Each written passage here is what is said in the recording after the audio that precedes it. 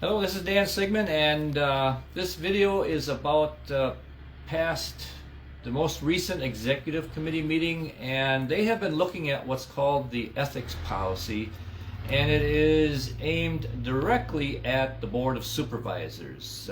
They want to call it elected officials, but yet the other constitutional officers seem to not be included. You know, you have the clerk of courts, the sheriff, the county clerk. Those kind of elected offices seem not to be included. This is more for the supervisors, and so I ask the question in the title because I would like you, especially if you're a supervisor, to get a hold of that ethics policy, which is like 8 pages long, small print.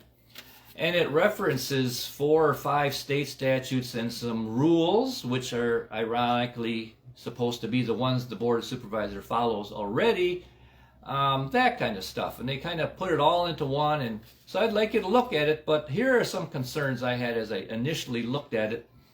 They call in this ethics policy for the highest standards of ethical conduct.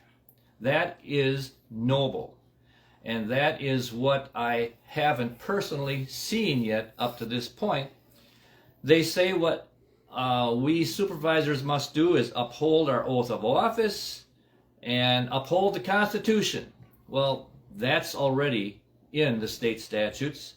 Carry out the laws of the country, the state, and the county, it says, in a fair and impartial manner. And if you've been following me for the last 2 years, you'll see that that is something that the leadership of our board has had a trouble doing.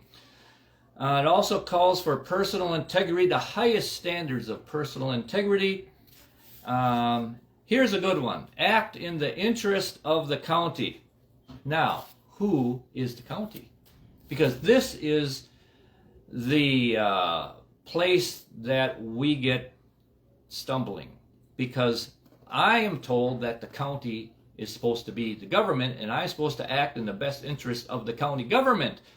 And yet I think the county are the residents, the taxpayers, and I should be acting in their best interest. So there's a little contest there.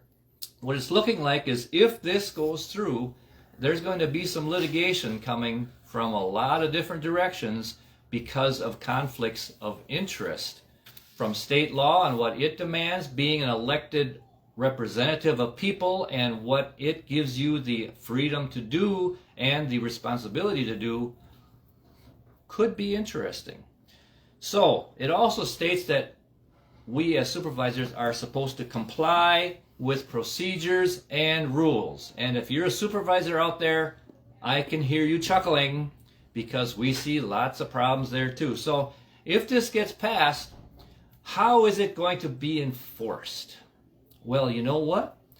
Either the chairman can take care of the enforcement, or the chairman can select some supervisors to be on an ethics committee, and then the board would approve that ethics committee that the chairman came up with, or it could be just a few citizens that would be the enforcement of this. And like I say, there's a whole new level of government being considered here, and a whole bunch more responsibility and authority given to the chairman, which he doesn't have right now, and a whole lot of questions about how things have been done in the past and why this now. And just FYI, the executive committee has considered some proposed new rules, and there isn't a final ruling on these rules yet, but the most interesting one is the very last one that states that the Board of Supervisors will not be held accountable to the penalties and enforcement section of the Dodge County Code of Ordinances, even though the county board rules are ordinances in the Dodge County Code of Ordinances. So they want to pull themselves out of being held accountable to that section in the Code of Ordinances, but they want to leave you in there, okay? So take a look at this, and we're going to see if we can follow up on this a little more too. But I urge you to participate in this and learn. And then call your supervisors and let them know what you think. Thank you.